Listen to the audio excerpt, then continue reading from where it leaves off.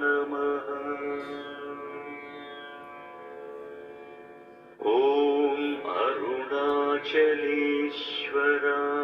நமः. அனைவருக்கும் அன்பு வணக்கங்கள்.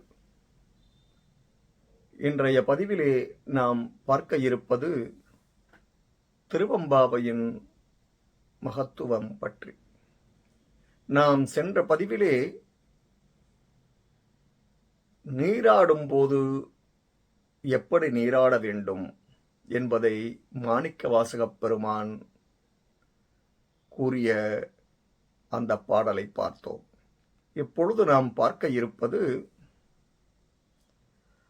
மலங்களிலிருந்த ஆன்மாக்கள் விடுதலை அடையும் போது திருவருட்சக்தியின் துணையினால் பேரின்ப பெருவாழ்வு கிடைக்கும் என்ற சைவ சித்தாந்த கோட்பாட்டை இப்பாடல் நன்கு புரிய வைக்கின்றது.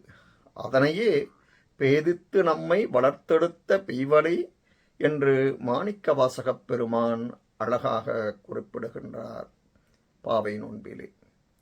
பாவை நோன்பிலே இருக்கும் பூவையர்கள் பொய்கையிலே நீராடி முடிந்து கரையேறுகிறார்கள்.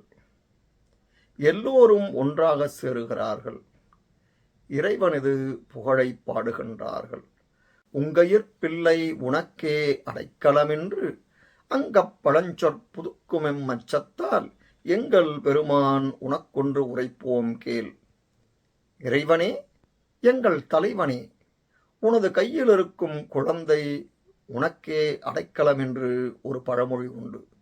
அதனை நாங்கள் புதுப்பிப்பதாக நீ நினைத்து விடுவாயோ என்று நாங்கள் அச்சப்படுகின்றோம். அதனால் இம்பெருமானே, உன்னிடம் நாங்கள் வேண்டுகோள் ஒன்றை விடுக்கின்றோம், கேட்பாயாக. எங்கொங்கை நின்னவர் அல்லதோர் சேரற்க எங்கை உனக்கல்லாது எப்பனையும் செய்யற்க கங்குல் பகலெம்கண் மற்றும் ஒன்றும் காணற்க இங்கு இப்பரிசே எமக்கு எங்கோன் நல்குதியேல் எங்கு எழில் என் ஞாயிறு எமக்கல்லோர் எம்பாவாய் என்கிறார். இன்று வேறு எவர்க்கும் எங்கள் கைகள் எந்த பணிகளையும் செய்யக்கூடாது. இரவும் பகலும் உன்னையன்று வேறெதையும் எங்கள் கண்கள் பார்க்கக்கூடாது.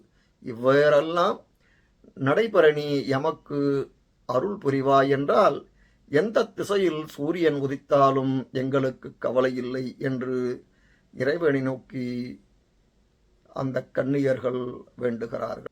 இறைவன் மீது ஆன்மாக்களுக்கு இருக்க வேண்டிய பக்தியின் உறுதிப்பாடு இந்த பாடல் மூலம் அறிவுறுத்தப்படுகிறது. இந்த பதிவு உங்களுக்கு பயனுடையதாக இருப்பின் சப்ஸ்கிரைப் பண்ணவும் ஷேர் பண்ணவும். நன்றி, வணக்கம். இதன் தொடர்ச்சியை அடுத்த பதிவிலே பார்ப்போம்.